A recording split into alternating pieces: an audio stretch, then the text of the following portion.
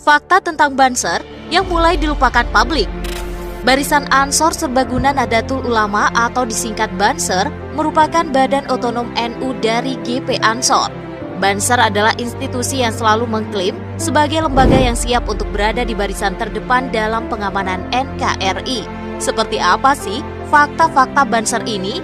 Pertama, ikut memerdekakan Indonesia.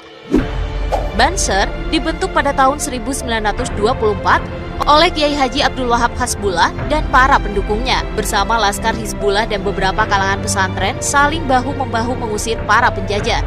Dalam sejarah penjajahan di Indonesia tercatat hanya lembaga pendidikan Islam klasik ini yang mampu melakukan perlawanan baik secara lahir maupun batin, fisik maupun non-fisik, sebab mereka tidak bisa diintervensi oleh taktik licik adu domba oleh penjajah Belanda. Kedua, pernah menumpas PKI. Pada tahun 1964 sampai 1965 terjadi ketegangan antara NU dan PKI. Disahkannya Undang-Undang Pokok Agraria tahun 1960 dan Undang-Undang Bagi Hasil Pertanian tahun 1960 mendorong PKI yang kala itu tergabung dengan Barisan Tani Indonesia atau BTI melakukan aksi-aksi sepihak menyerobot tanah-tanah masyarakat. Dengan slogan serobot dulu urusan belakangan, mereka mematok tanah semena-mena milik pesantren atau para kiai. Setelah melakukan rapat darurat, akhirnya GP Ansor di bawah komando Muhammad Zainuddin Qayyubi, mereka mencoba melindungi tanah milik masyarakat. Hampir setiap hari terjadi bentrokan fisika. Namun akhirnya pada tahun 1965, PKI dan BTI hancur berantakan. Sebagian dari mereka berlindung ke orang-orang NU serta kembali ke kiai dan pesantren. Ketiga, punya kisah heroik. Pada tahun 2000-an, umat Kristen saat itu sering mendapatkan teror dari para teroris. Sebagai anggota Banser, pemuda bernama Rianto ikut serta dengan anggota lainnya untuk menjaga gereja dari serangan teroris. Saat sedang berjaga, Rianto melihat ada seonggok tas mencurigakan yang sudah dipastikan adalah bom peledak.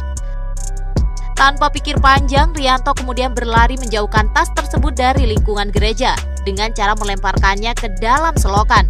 Namun naas, bom ternyata meledak lebih cepat setelah terkena air.